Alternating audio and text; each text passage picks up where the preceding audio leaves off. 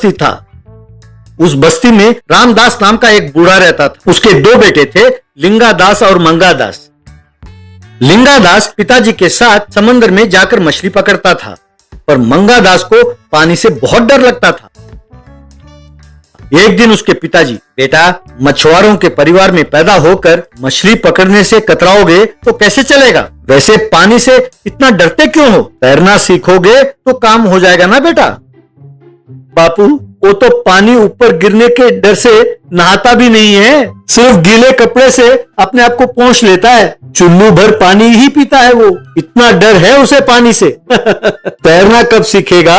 कहकर उसकी खिल्ली उड़ाने लगा। उसे और क्यों डरा रहे हो? बेटा, तेरे लिए एक अच्छा रिश्ता आया है। लड़की बहुत सुंदर है, पर यदि उन्हें पता चला कि तुम मछली पकड़ना नहीं जानते तो वो तुम्हें अपनी बेटी नहीं देंगे। बेटा, हमने उनसे झूठ बोला है कि तुम मछली पकड़ना खूब जानते हो। अगले महीने तुम्हारी शादी तय हुई है। अगर ये रिश्ता टूट गया तो जिंदगी में इससे अच्छा रिश्ता नहीं मिलेगा। बेटा, सोच लो। यूं कुछ दिनों बाद राधिका नाम की लड़की से उसकी शादी हो गई।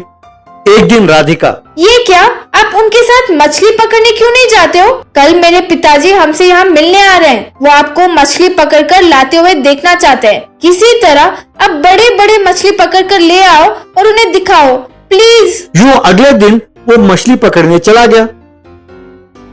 एक पेड़ के नीचे खड़ा होकर दूर दिख रहे समुद्र को देखकर, बाप रे समुद्र, हे भगवान, मेरे जिंदगी के साथ ऐसा क्यों खेल रहे हो आप? मैंने क्या पाप किया था?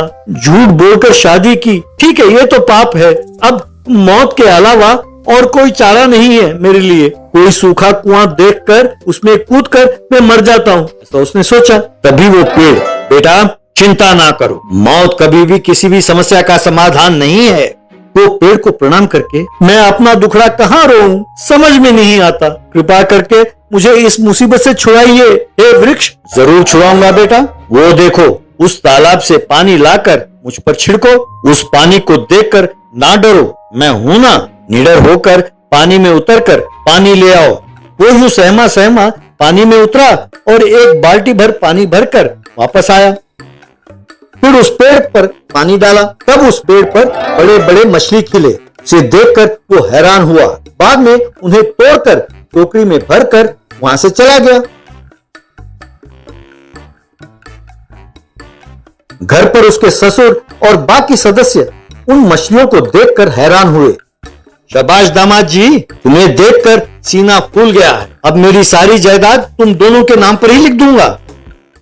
यूं वो हर रोज जाकर सहमा सहमा तालाब में उतरकर पानी भरकर पेड़ पर डालता।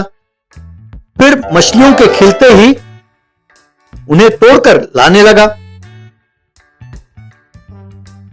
यूं उसे हर रोज मछली लाते हुए देखकर उसके भैया और भाभी को ईर्ष्या होने लगी। एक दिन वो पेड़ को पानी डाल रहा था।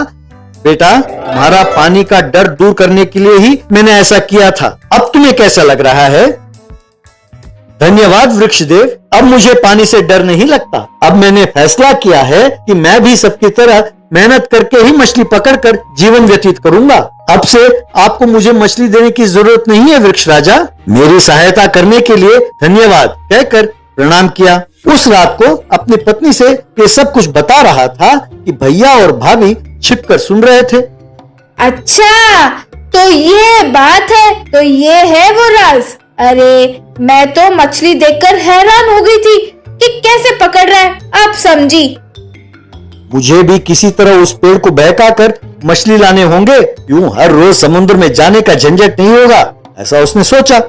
बाद में वो उस पेड़ के पास जाकर, वृक्षराज, मैं जान गया हूं कि तुम जादुई वृक्ष हो। बहुत कोशिश करने पर भी एक मछली भी हाथ नहीं लग रही है। मेरा परिवार भूख से तड़प रहा है। कृपा करके मुझे भी मछली दो ना। जरूर बेटा, वो देखो, वो पानी लाकर मुझ पर डालो, तब तुम्हारी इच्छा पूरी होगी। वो यूं पानी में उतरकर बकेट में पानी भरते हुए मूर्ख पेड़ मेरे बातों में आ गया। अब से हर रोज आकर मछली तोड़कर बेचना ही अपना काम है, तब मैं माला माल हो जाऊंगा। अब उस बेकार समंदर में जाने की जरूरत नहीं पड़ेगी, ऐसा उसने सोचा। फिर पानी लाकर पेड़ को डाला। बस पेड़ भर में सांप लौटने लगे। वे नीचे गिरकर उसको घेर कर पुकारने लगे। वो भाग ना पाकर डर कर चीखने लगा, बाप रे, बाप रे, सांप, अरे मुझे कुछ ना करो, मैं आपके हाथ जोड़ता हूँ, हे वृक्षराज, मुझे माफ कर दो, मैं तुम्हारे हाथ जोड़ता हूँ, मैंने झूठ बोला था, हे वृक्षराज बचाओ, कहकर उछलने लगा और चीखने लगा। तब सारे सांप गायब हो गए। बेटा, तुम समझते हो कि मैं नहीं जानता कि तुम कौन हो और